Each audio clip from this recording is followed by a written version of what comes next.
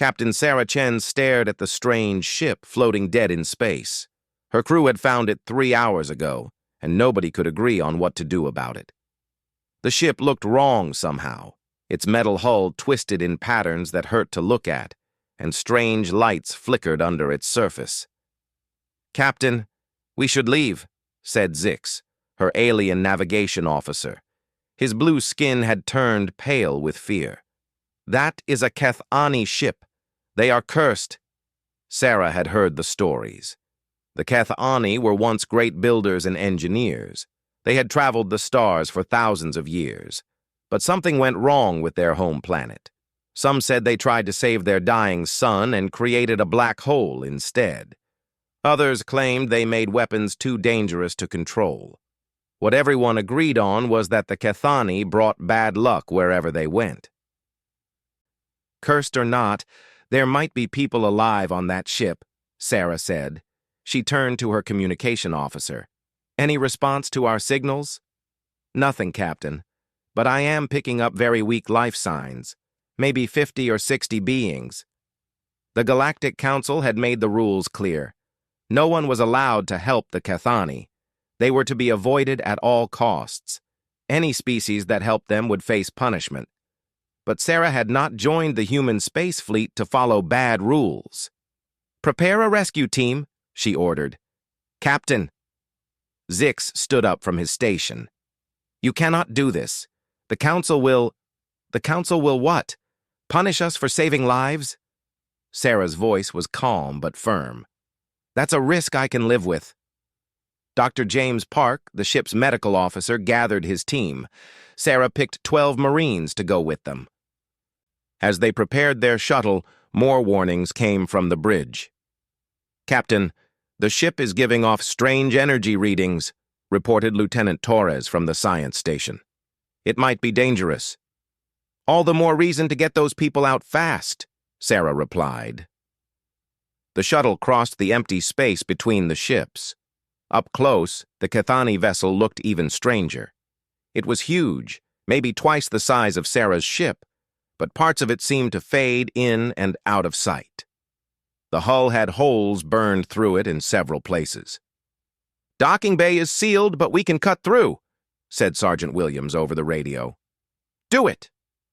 It took 20 minutes to break through the damaged airlock. The rescue team moved into the dark corridors of the alien ship. Their lights revealed walls covered in symbols that seemed to move when not looked at directly. The air was breathable but smelled of ozone and something sweet. "This way," Dr. Park called out, following his scanner toward the life signs. They found the survivors in what looked like a large common area. About 60 Kethani sat or lay on the floor.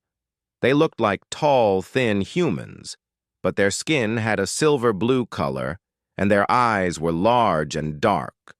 When they saw the humans, many of them cried out in their strange language. An older Kethani stepped forward. He was wearing robes that sparkled with tiny lights. When he spoke, a small device around his neck translated his words into human language. "We are honored by your presence," he said, "but you should not be here. We are the void touched. To help us will bring you only pain." "I'm Captain Chen," Sarah said through her own translator. "We're here to get you to safety." The old alien's eyes widened. "You would risk the Council's anger for us? But we are nothing. Our world is gone. Our people are scattered. We are cursed to bring failure to all technology around us." Sarah looked around at her team. Their equipment was working fine. The scanners, lights, and translators all functioned normally. "Your curse doesn't seem to affect human technology." "This is unusual," the elder said slowly. "I am called Voshai. I speak for these survivors. Why do you help us when all others turn away?" "Because that's what people do," Sarah said. "They help each other." Voshai was quiet for a long moment. Around him, the other Kethani watched with hope and fear in their dark eyes. Children clung to their parents. The old and injured leaned on the younger ones. "If you help us," Voshai said finally, The galaxy will reject you too. The council will call you cursed as well. Your people will suffer for this kindness." Sarah smiled. It was not a happy smile, but it was determined. "Then I guess we'll be outcasts together." The rescue took 6 hours. The human medical team worked to help the injured Kethani while the Marines carried supplies back and forth. Dr. Park was amazed to find that human medical equipment worked perfectly on Kethani biology. "Their body chemistry is different from ours, but compatible," he reported to Sarah. "It's like our technologies were made to work together." As the last group of refugees was brought aboard the human ship, Vossahai approached Sarah again. He carried a small crystal that glowed with soft light. "This contains the story of our people," he said. "Our history, our science, our mistakes. I give it to you so that someone will remember us when we are gone." "You're not going anywhere," Sarah said firmly. "You're coming with us. We'll find you a new home." Vossahai's translator struggled with his next words.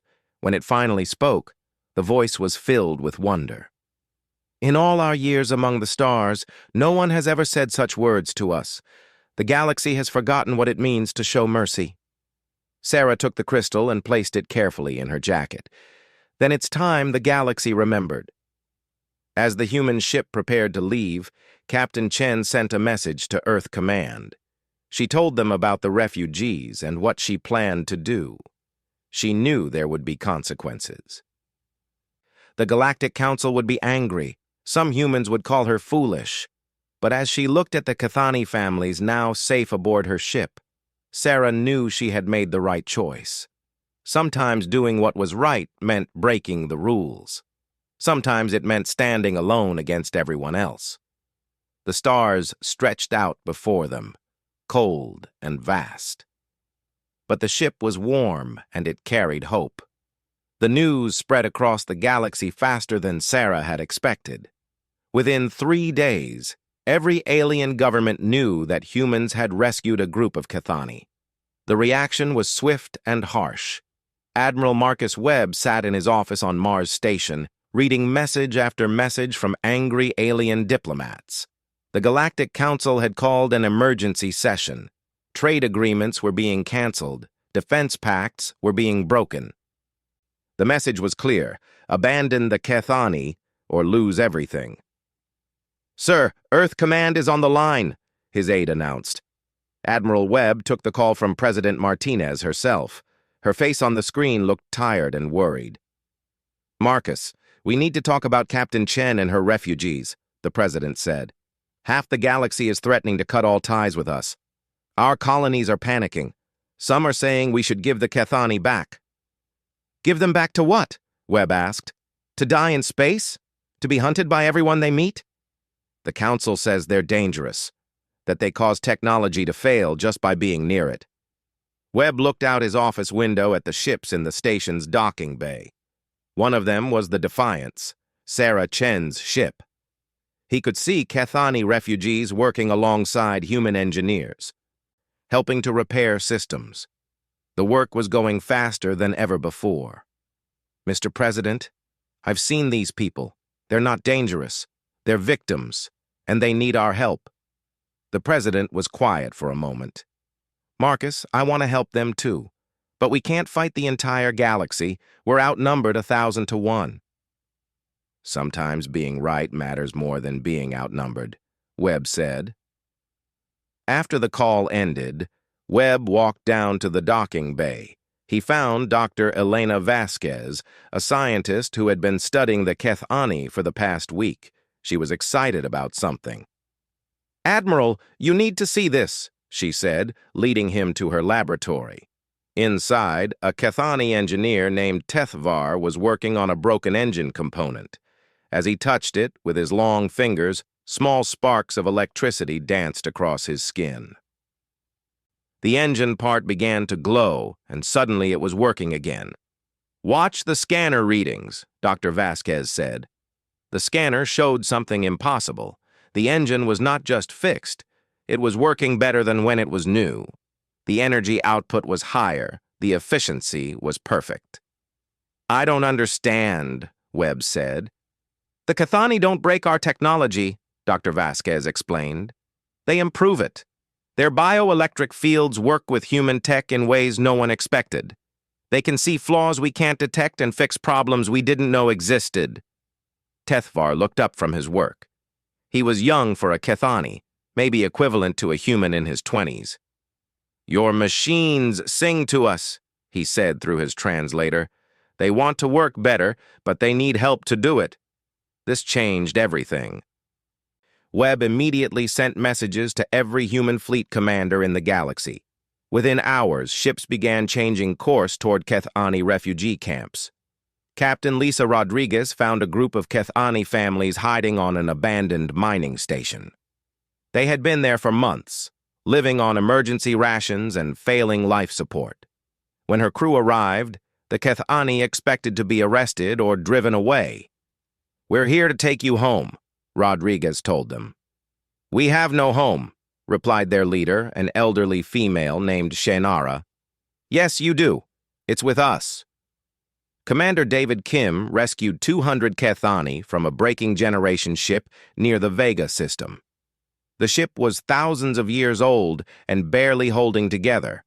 The Cathani had been living in it their whole lives, never setting foot on solid ground. As Kim's team worked to evacuate them, they discovered something amazing. The ancient Cathani ship was still running on technology that should have failed centuries ago. The Cathani had been keeping it alive through pure will and electrical touch. "How long have you been in space?" Kim asked their eldest member. "Since the darkness took our world," the old Cathani replied. "My grandfather's grandfather was born among the stars. We know no other life." The evacuations continued for weeks. Human ships appeared at every refugee site they could find. Each time, the pattern was the same. The Cathani would warn the humans about the dangers of helping them. The humans would help anyway, but the galaxy was not idle. The Galactic Council passed new laws making it illegal to trade with humans. Alien businesses canceled contracts. Colonies that depended on alien technology found themselves cut off. The Zalani were the first to attack. Their war fleet surrounded a human colony ship carrying Cathani refugees. The Zalani commander demanded that the humans surrender their passengers. "These beings are marked by the void," the Zalani captain announced. "They must be cleansed for the good of all." The human captain, an old veteran named Thomas Park, refused. "They're under our protection. If you want them, you'll have to go through us." The battle was short, but brutal. The human ship was outnumbered 10-1, but something strange happened during the fight. The Cathani refugees came to the bridge and placed their hands on the ship's controls. Suddenly, the human weapons worked with perfect accuracy. The shields held against impossible damage. The engines moved the ship in ways that defied physics. The Cathani and humans worked as one, and they won. Word of the victory spread quickly. More alien fleets moved to intercept human rescue missions. Each battle taught the same lesson. Humans and Cathani together were stronger than either species alone. On Earth, protests filled the streets. Some humans demanded that the government abandon the refugees and make peace with the galaxy. Others called for war against any species that threatened the Cathani. President Martinez made a speech that would be remembered for centuries. "We are being asked to choose between peace and conscience. Some say we should give up these refugees to save ourselves. I say that a peace bought with innocent blood is no peace at all. We will not abandon those who need our help. If that makes us enemies of the galaxy, then so be it." Admiral Webb led the largest evacuation convoy in history. 300 human ships moved across the galaxy, gathering every Cathani refugee they could find. Alien fleets tried to stop them, but each battle only proved that the partnership was real. Dr. Vasquez made another discovery. The Cathani bioelectric fields didn't just improve human technology. They revealed flaws in alien technology that had been hidden for generations. Alien ships that seemed advanced were actually poorly built and inefficient. No wonder they're afraid, she told Admiral Webb. The Cathani make their technology look primitive by comparison. It's easier to blame the Cathani than admit their own failures. As the evacuation fleet returned to human space, they carried over 200,000 Cathani refugees. It was the largest movement of displaced people in galactic history. Vasahai, the elder who had first met Captain Chen, stood on the bridge of the flagship. He watched as Earth grew larger in the viewing screen. "Your people have risked everything for us," he said to Admiral Webb. "The galaxy will never forgive this." Webb smiled grimly. "Then we'll have to build a better galaxy." Behind them, the rescued Cathani families looked forward to their new home. They had been rejected by everyone, hunted and despised. But humanity had refused to leave them behind. The price of compassion was higher than anyone had expected. But for both species, it was a price worth paying. 6 months after the Great Evacuation, the mining colony on Kepler 442b was thriving like never before. Sarah Chen walked through the underground tunnels with Vasahai, amazed at what she saw. "The miners found 3 new veins of rare minerals yesterday," said Colony Director James Morrison. "The Cathani workers can sense metal deposits through the rock. It's like they have built-in scanners." Vasahai touched the tunnel wall with his palm. Small sparks of electricity danced across his skin, and he nodded.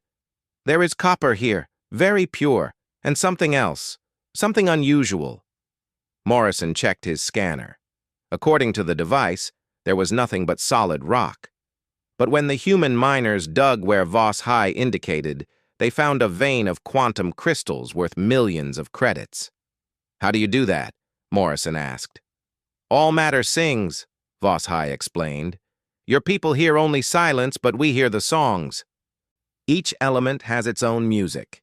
The crystals sing the loudest of all." The mining operation had grown by 400% since the Cathani arrived.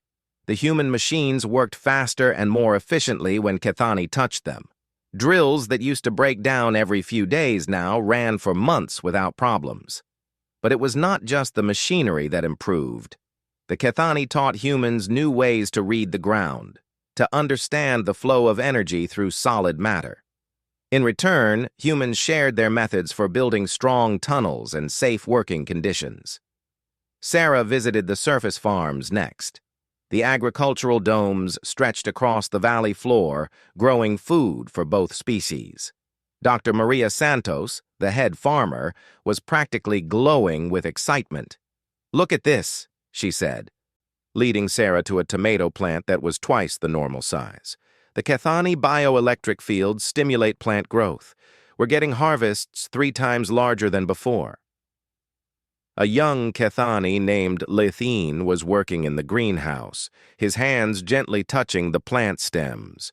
Where he touched, the plants seemed to straighten and strengthen. "Your green life is very quiet," Lithine said. "It wants to grow but does not know how. We show it the way." The colony was producing enough food to feed itself and 3 other human settlements. They were even starting to export crops to other worlds. The partnership was creating abundance where there had once been scarcity. Sarah's next stop was the shipyard in orbit. Admiral Webb had established a joint human-Cathani engineering facility there. What they were building defied everything the galaxy thought it knew about starship design. Chief Engineer Amanda Torres showed Sarah the prototype vessel. It looked like a human ship, but its hull shimmered with the same patterns they had seen on Cathani vessels. "We call it hybrid technology," Torres explained. "Human engineering combined with Cathani bioelectric enhancement. The ship can travel faster, use less fuel, and repair itself." A Cathani engineer named Kethan was working on the ship's power core. As he touched the energy conduits, they began to glow brighter and run smoother. "Your engines are like young children," Kethan said. "They have great potential, but need guidance to reach it. We teach them to sing in harmony instead of fighting against themselves." The test flights were incredible. The hybrid ships could outrun anything the galaxy had ever built. They could enter and exit hyperspace more smoothly. Most importantly, they were safer and more reliable. But while the human colonies flourished, the rest of the galaxy was struggling. Without human patrol fleets to protect trade routes, piracy increased by 60%. Merchant ships traveled in armed convoys, making everything more expensive. The Vorthon Confederation was the first to feel the real consequences. Their agricultural systems began failing without the specialized nutrients they had imported from human farms. Food riots broke out on 3 of their worlds. "We demand that the humans resume trade immediately," declared Vorthon Chancellor Krixtal. "This isolation hurts everyone." But the Galactic Council held firm. "Humans have chosen to side with the void-touched," Council Speaker Thelvani announced. "They must face the consequences of their actions." The hegemony, a military alliance of aggressive species, saw opportunity in the chaos. They began expanding into territories that had been protected by human-alien treaties. Without human ships to stop them, they conquered system after system. "The humans have shown their true nature," declared Hegemony General Vexis Tar. "They care only for outcasts and monsters. We will bring order where they brought chaos." Meanwhile, on the planet New Geneva, Dr. Elena Vasquez made a discovery that would change everything. She had been studying the interaction between human and Kethani biology for months. "It's incredible," she told her research team. "The Kethani bioelectric fields don't just enhance our technology. They reveal flaws we never knew existed. Look at these readings from a standard galactic power core." The scanner showed dozens of inefficiencies and potential failure points in the alien-designed engine.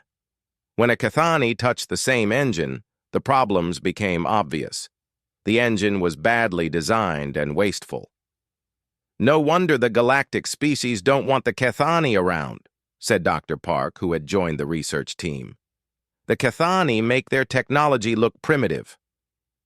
Dr. Vasquez ran more tests. Every piece of galactic technology showed the same problems when exposed to Kethani bioelectric fields. The aliens had built their entire civilization on flawed engineering. "They've been covering up their own inadequacies for thousands of years," she realized. "The Kethani didn't cause their technology to fail. They just revealed how poorly it was built to begin with." This explained everything. The galactic species had rejected the Kethani not because they were cursed, but because they were embarrassing. They revealed the truth that no one wanted to admit. Galactic technology was inferior to what could be achieved. Back on Earth, President Martinez received daily reports about the galaxy's struggles. Several smaller alien governments had quietly approached human diplomats, asking about the possibility of limited trade. "They're starting to realize they need us more than we need them," Admiral Webb told her during a secure conference. "What about the Kethani? How are they adapting to life among humans?" "Better than anyone expected," Webb replied. "The children are learning human languages and customs. The adults are sharing their knowledge freely. It's like they were always meant to be part of our society."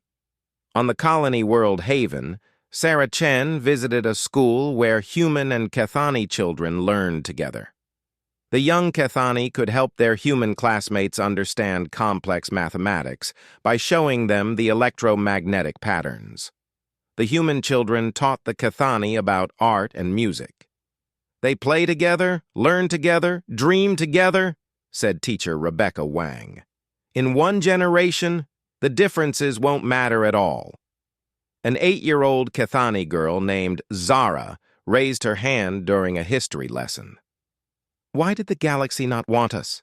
she asked in perfect human language. The human teacher knelt down to the child's level. "Because they were afraid," she said gently. "Sometimes people fear what they don't understand, but fear makes them do foolish things." "Will they ever understand?" Zara asked. "Maybe someday, but until then, we have each other." As the months passed, the partnership between humans and Kethani grew stronger. They built new technologies together. explored new worlds together, and faced the galaxy's anger together. The galaxy had rejected the Chthoni because they were different. But humans had discovered that different could be wonderful. Together, they were creating something better than either species could achieve alone. In the shipyards, farms, mines, and schools of human space, a new civilization was being born. It was built on cooperation instead of fear, on acceptance instead of rejection. The galaxy would eventually have to choose: accept this new partnership or watch the universe pass them by. The Chthoni had been rejected for being different. Humans had been punished for showing kindness. But together, they were proving that compassion was not weakness. It was strength. The attack on Proxima Centauri Research Station came without warning. Commander Zahra al-Rashid was reviewing supply reports when alarms began blaring throughout the facility. "Hostile fleet detected," announced Lieutenant Hayes from the communications center. "Hegemony ships. 15 vessels approaching fast." Zahra ran to the command center, where the tactical display showed the enemy fleet in formation. The Hegemony had brought their best ships, heavy cruisers armed with plasma cannons and quantum torpedoes. "They want to make an example of us," said Dr. Elena Vasquez, who was at the station conducting research. "Show the galaxy what happens to humans who help the Chthoni." The research station had only 3 escort ships for protection. Against 15 Hegemony warships, they had no chance in a normal battle. But this would not be a normal battle. "Contact the Defiance and the New Horizon," Zahra ordered. "Tell them we need immediate assistance." "Ma'am, they're 2 hours away at best," Hayes replied. "Then we hold for 2 hours." As the Hegemony fleet closed in, something unexpected happened. The Chthoni researchers at the station came to the command center. Voss High led a group of 20 engineers and scientists. "We wish to help," Voss High said simply.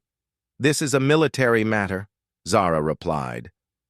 "You should evacuate to the safe zones." Vossa High's dark eyes met hers. "Commander, your people saved us when everyone else abandoned us. Now it is our turn." The Chthoni spread throughout the station, placing their hands on control panels and power conduits. Immediately, the station's systems began operating at levels no one had thought possible. Shields strengthened, weapons powered up, and sensors became incredibly precise. "Energy output is up 300%, reported the engineering officer.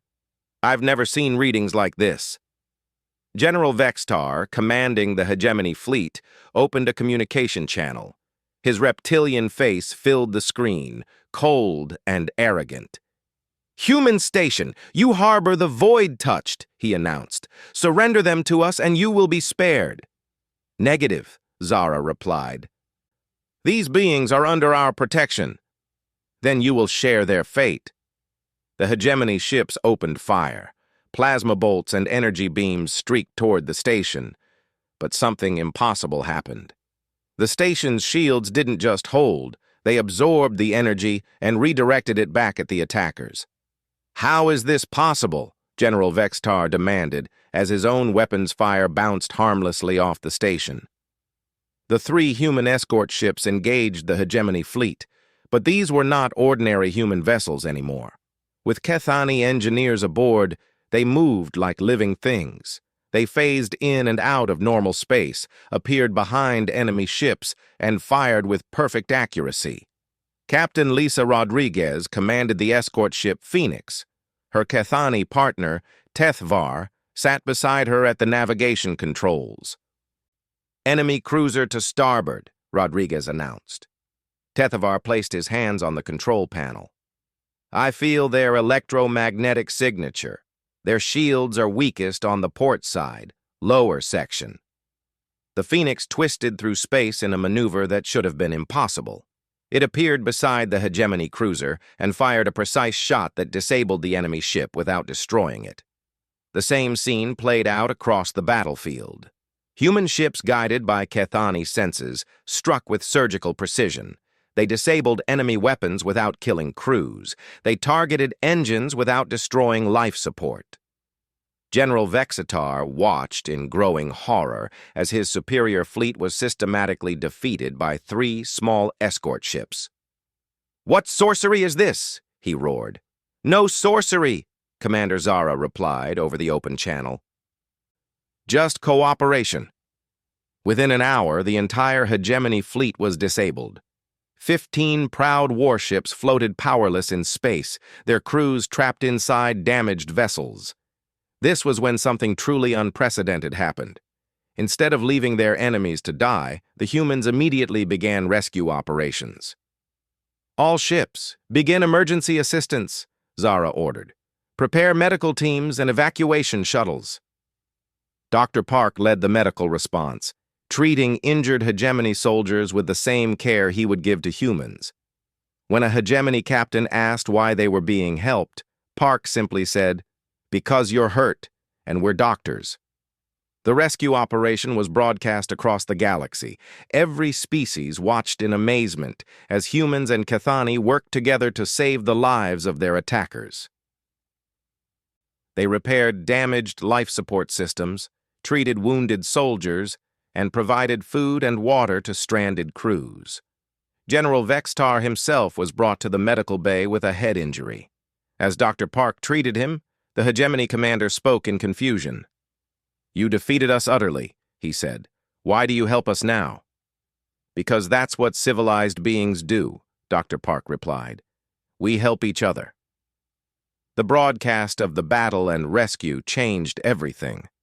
Across the galaxy, ordinary citizens began to question their government's policies toward humans and Cathani.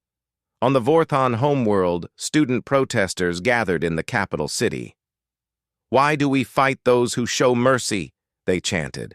"Why do we reject those who save lives?" Similar demonstrations erupted on dozens of worlds. The younger generations of many species had grown tired of the old hatred and fear. They wanted to learn about the partnership between humans and Cathani. 3 days after the battle, a small fleet of alien ships arrived at Proxima Centauri. But these were not warships. They were diplomatic vessels from 6 different species. Ambassador Thelkai of the Centaurian Republic was the first to speak. "We come to learn about this partnership you have built. Our worlds are suffering infrastructure failures that our engineers cannot solve." Commander Zara met with the alien diplomats in the station's conference room. Voshai and several other Cathani joined the meeting. "You want our help?" Zara said. "But your governments still call us outcasts."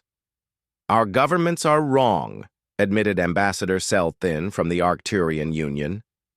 "We have watched the broadcasts of your mercy toward the hegemony forces. We have seen how your colonies prosper while ours struggle. We need what you have built." Voshai spoke carefully. "For thousands of years, we have been blamed for revealing the flaws in your technology. Are you ready to admit those flaws exist?" The alien ambassadors looked uncomfortable. Admitting their technology was inferior went against centuries of pride. But their worlds were failing, and they needed help. "Yes," Ambassador Thelkai said finally. "We admit our technology has problems. Will you help us fix them?" "We will help," Zara said, "but not as servants or outcasts, as equals and partners." The negotiations took weeks. 6 alien governments agreed to limited partnerships with human Cathani teams. The teams would help solve critical infrastructure problems in exchange for recognition and respect. The first mission was to the Vorthon homeworld, where the agricultural systems were failing. Dr. Santos led a team of human farmers and Cathani bioelectric specialists. Within days, they identified the problem. The Vorthon growing systems were fighting against themselves, wasting energy and producing poor crops. The Cathani showed them how to harmonize the systems, while the humans shared better farming techniques. The Vorthon harvests increased by 200% in the first season. Food shortages ended, and the grateful Vorthon people welcomed their helpers as heroes. More alien worlds quietly requested assistance. Each success story spread across the galactic communication networks. The old fear and hatred began to crack under the weight of visible benefits. But the Galactic Council and the hegemony were not ready to give up. They denounced the partnerships as contamination and threatened any world that cooperated with humans and Kethani. "This corruption must be stopped," declared Council Speaker Thelvani. "The Void Touched and their human allies threaten the natural order of the galaxy." Commander Zara knew that the real fight was just beginning. The old powers would not give up their control easily, but something had changed in the galaxy. Hope was spreading faster than fear. Standing on the observation deck of Proxima Centauri Station, Zara watched human and Kethani children playing together in the recreation area. In their laughter, she could hear the sound of a better future. The tide was turning. The galaxy was beginning to see that cooperation was stronger than conquest, that mercy was more powerful than fear. The rejected and their protectors had become a force that could not be ignored. Change was coming, whether the old powers wanted it or not. 2 years after the battle at Proxima Centauri, the galaxy looked very different. Admiral Sarah Chen stood in the observation lounge of Luna Station, watching ships from dozens of species dock peacefully together. Human vessels worked alongside Kethani ships, Vorthon traders, Centaurian explorers, and vessels from 30 other worlds. "Hard to believe how much has changed," said Dr. Elena Vasquez, joining Sarah at the window. "The old order is dying," Sarah replied. "Something better is being born." The Galactic Council had collapsed 6 months earlier. Half the member species had withdrawn to join the new constellation, a federation built on cooperation instead of fear. The remaining Council worlds struggled with failing infrastructure and economic collapse. President Martinez had asked Sarah to lead the new constellation's first deep space exploration mission. The ship being prepared for launch was unlike anything ever built. The Unbroken Promise. Combined human engineering, Kethani bioelectric enhancement, and technological contributions from 20 different species. "She's beautiful," Dr. Vasquez said, watching the ship's final preparations. The Unbroken Promise was beautiful. Her hull shimmered with the flowing patterns of Kethani design, but underneath was solid human engineering. Vorthon navigation systems worked alongside Centaurian sensors and Arcturian life support. Admiral Marcus Webb approached them, carrying a data pad with the latest reports.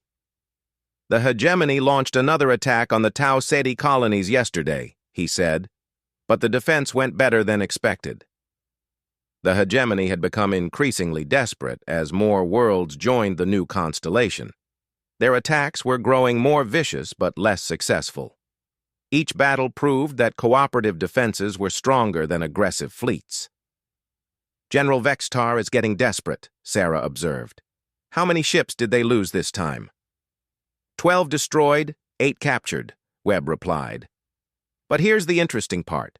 3 hegemony ships surrendered without fighting. Their crews asked for asylum in new constellation space." This was becoming common.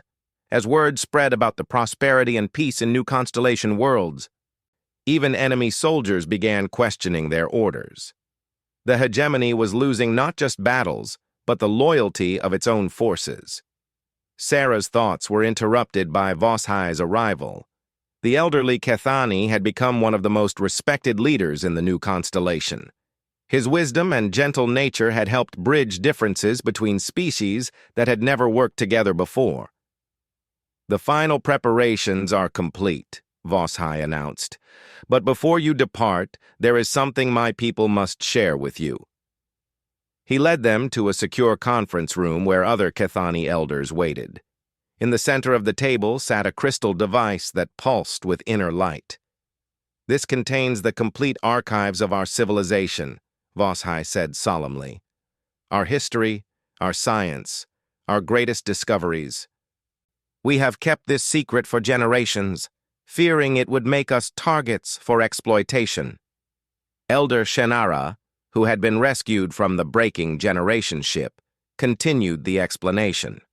Our ancestors were the first to master bioelectric technology.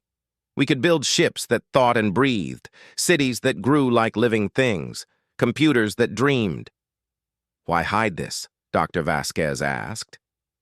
Because knowledge without wisdom is dangerous, Vasahai replied. We tried to save our dying sun and created the void that swallowed our world. We learned that great power requires great responsibility. Elder Kethman, the youngest of the group, placed his hand on the crystal. But your people have shown us something we thought lost forever, the courage to do what is right, even when it costs everything. You refused to abandon us when the galaxy demanded it. You shared your homes when you had every reason to turn us away. We trust you with our greatest treasures, Vasahai said, because you have proven that some things matter more than power or profit. You understand that strength comes from lifting others up, not pushing them down. The crystal contained technologies that could reshape the galaxy, ships that could travel between stars in days instead of weeks, healing methods that could cure diseases thought incurable, energy systems that could power entire worlds without waste or pollution. This is why the Council really feared you, Sarah realized. Not because you were cursed, but because you had knowledge they could never match. Knowledge they could have shared, Shannara said sadly. If they had shown us kindness instead of rejection, we would have taught them everything. But they chose fear over friendship. Dr. Vasquez studied the crystal's readouts with growing excitement. The medical applications alone could save billions of lives, and the environmental restoration techniques could fix the damage done by centuries of poor galactic management, Webb finished. As they talked, an urgent message arrived from Earth. The remaining Council worlds were facing a crisis. Their technology failures were cascading, causing system-wide collapses.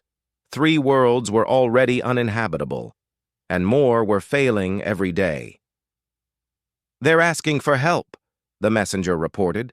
The Council is officially requesting emergency assistance from the new constellation. Sarah looked around the room. The people gathered here, human, Kethani, and others, held the power to save those worlds or let them fall. It was the same choice the galaxy had faced when the Kethani needed help. What do you think? She asked the group. We helped them, said Vasahai without hesitation. Not because they deserve it, but because it is right. We cannot become what they were. The vote was unanimous. Even as the Council worlds had rejected and persecuted them, the new constellation would offer aid. Rescue fleets launched within hours, carrying the medical supplies, technical experts, and food needed to prevent catastrophe. Admiral Chen prepared to depart on the unbroken promise.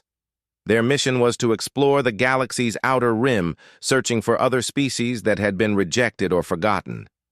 If the Kethani had been cast aside for being different, how many others might be suffering in isolation? The launch ceremony was attended by representatives from 50 worlds. Children from dozens of species sang together in harmony. The sound was hauntingly beautiful. Different voices creating something greater than any could achieve alone. Captain Rodriguez, now Admiral Rodriguez, would command the exploration fleet. Her long partnership with the Kethani engineer Tethvar had made her one of the most effective officers in the new constellation. Ready for departure, Rodriguez announced from the bridge. Sarah took one last look at the thriving station around them. Human and alien families worked and played together. Former enemies had become friends. The rejected had become leaders. Take us out, she ordered. The unbroken promise. Slipped away from Luna Station and headed for the galactic edge. Her mission would last years, searching for the lost and forgotten. Each species they found would have a choice: join the new constellation as equals, or remain alone in the dark. Behind them, the work of building a better galaxy continued. The hegemony's attacks grew weaker as more of their soldiers defected. The failing council worlds were being rebuilt with new constellation technology. Former refugees now led rescue missions to help their former oppressors. On the Kethani homeworld, or what had been their homeworld before the disaster, a new project was beginning. Using the ancient archives, human and Kethani engineers were learning to heal the damage done by the failed star. Maybe someday, the void could be filled again with life and light. Voss High stood in the observatory on New Geneva, watching the stars. A young human girl named Emma sat beside him, asking questions about the lights in the sky. "Will we find more people like you out there?" Emma asked. "I believe we will," Voss High replied. "The galaxy is vast, and there are many who need friends. And we'll help them all? We will try, child. That is what friends do for each other." The galaxy had rejected the Kethani because they were different. Humans had refused to leave them behind because difference could be beautiful. Together, they had proven that compassion was not weakness, but the greatest strength of all. In the void between stars, the unbroken promise carried that message to the unknown. Every species deserved a chance. Everyone deserved a family. No one would be left behind. The galaxy had learned a hard lesson. Those you reject today might be the ones who save you tomorrow. Those you call cursed might be the ones who carry the cure for your greatest problems. And sometimes, the strength to change an entire galaxy comes from the simple decision to do what is right, no matter the cost. The stars stretched out endlessly, full of possibilities. Somewhere in that vast darkness, other species waited for rescue, for friendship, for hope. The unbroken promise sailed toward them, carrying the light of a better future. The rejected had become the saviors. The outcasts had become the builders of tomorrow. And in the end, that made all the difference.